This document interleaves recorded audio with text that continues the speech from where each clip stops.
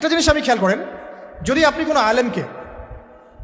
আলেমকে বলেন যে আপনারা হয়তো 10 জন আছেন, এখানে 10 জনের মধ্যে ধরেন যে 8 জন হচ্ছে আলেম বা মাদ্রাসা ব্যাকগ্রাউন্ডের, 2 জন হচ্ছে জেনারেল ব্যাকগ্রাউন্ডের, কখনোই 2 জন জেনারেল ব্যাকগ্রাউন্ডের কাউকে ওলামায়ে কেরাম ইমামতির দায়িত্ব দিবেন না।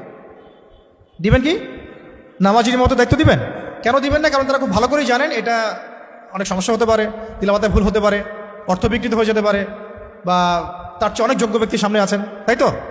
দেখেন, মসজিদের ইমামতির দায়িত্বের ক্ষেত্রে আমরা জেনারেল ব্যাকগ্রাউন্ডের মানুষকে কিন্তু অতটা প্রায়োরিটি দিব না। স্বাভাবিক, যত ভালোই তেলাওয়াত আপনি করেন না কেন, যত ভালোই আপনি কোরআনের হিফজ করেন না কেন, দেখা যাবে যে না, সেখানে ওলামায়ে কেরামদেরকেই প্রাধান্য দেওয়া হবে। এটা দেওয়াই উচিত, এটাই স্বাভাবিক, এটাই হবে।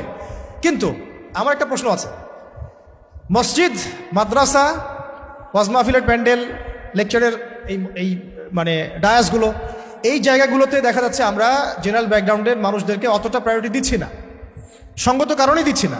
কিন্তু আবার রাষ্ট্রের অনেক বড় বড় সেক্টর, যেগুলো রাষ্ট্রের সবচেয়ে বড় বড় department, for example medical sector, for example finance, garments sector, economic sector, এবং সবচেয়ে বড় কথা হচ্ছে শিক্ষা সিস্টেম, শিক্ষা কমিশন, এমপি মিনিস্টার্স এবং পার্লামেন্ট, এই সমস্ত সেক্টরে আমরা জেনারেলদের হাতে দায়িত্ব দিয়ে নিশ্চিন্তে ঘুমাচ্ছি, তাই না বিষয়টা? অথচ রাষ্ট্রের এটা হচ্ছে 80% সেক্টর। তাহলে এখানে আমার একটা প্রশ্ন হচ্ছে যে কেন আমরা দিন শিখে ওই সব সেক্টরগুলোতে যাব না? আর যদি এই সেক্টরগুলো জেনারেল ভাইদেরকেই ডিল করতে হয়, তাহলে কেন তাদেরকে দিন শেখাবো না? আমার কোশ্চেন আর কি। যেহেতু আমি তাকে ইমামতির দায়িত্ব দেওয়ার জন্য মুনাসিব মনে করছি না, তাহলে কিভাবে আমি তাকে রাষ্ট্রের দায়িত্ব দিলাম? আমাকে উত্তর দেন। আমি তাকে একটা মাদ্রাসার মোহতামিম বানাবোই না কখনো, কারণ তার সে যোগ্যতা নাই।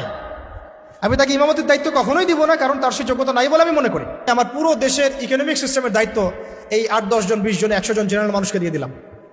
কোনো প্রতিবাদও করলাম না, কিছু বললামও না, বা আমরা সেখানে যাওয়ার চেষ্টাও করলাম না, বা ওখানে যারা আছে তাদেরকে আমরা ইসলাম শেখানোরও চেষ্টা করলাম না, বা ওই রাষ্ট্র যারা চালায়, এমপি মন্ত্রীরা, পার্লামেন্টে যারা বসে আছে, রাষ্ট্র তো এরা চালায় না, তাদের নিচে আরও অনেক মানুষ আছে, উপরে অনেক মানুষ আছে, ডানে অনেকে আছে, বামে অনেকে আছে, আবার যারা গার্মেন্টসে আছে, যারা এখানকার আমরা বলি না চাপ প্রয়োগকারী সংস্থা, তারা আছে, বিভিন্ন এনজিওস আছে, অ্যাসোসিয়েশন আছে, তো এই সবাই মিলে তারা রাষ্ট্রকে ডিল করে। তো তাদের সংখ্যা নিশ্চয়ই কয়েক কোটি তো হবেই। তো তাদের উপর আমরা পুরো দেশের দায়িত্ব কিভাবে ছেড়ে দিলাম, এটা আমার প্রশ্ন। যেখানে আমি একটা মসজিদের দায়িত্ব তাকে দিতে চাচ্ছি না, বা দেওয়ার মতো সে যোগ্য না, এবং দেওয়াটা মুনাসিবও না। তাহলে সমাধান কি এখানে? সমাধান হচ্ছে দুটা। একটা হচ্ছে আমাদের ওই 25% মানুষকেই ওই জায়গাগুলোতে যেতে হবে। কে? ওই 25% মানুষকেই শুধু মসজিদ, মাদ্রাসা এবং মক্তব এইসব জায়গায় সীমাবদ্ধ না রেখে আস্তে আস্তে গ্র্যাজুয়ালি শিক্ষা কমিশনে, শিক্ষা ডিপার্টমেন্টে, সাংস্কৃতিক ডিপার্টমেন্টে,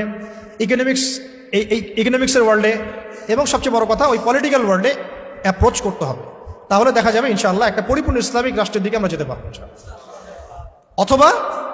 অথবা এই সেকশনে যে মানুষগুলো আছে তাদেরকে মহব্বতের সাথে কাছে ডেকে, বা তাদের কাছে দিনকে সহজলভ্য করে এমনভাবে তাদেরকে তৈরি করা যেন তারা ওই লেভেলে গেলে রাষ্ট্র যেন বিপথে না যায়। ঠিক যেমন আমি মসজিদ সামলাতে পারছি, সে যেন যোগ্যতা নিয়ে রাষ্ট্র সামলাতে পারে।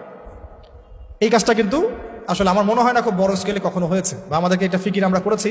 আল্লাহ আমাদের তৌফিক দান করে না।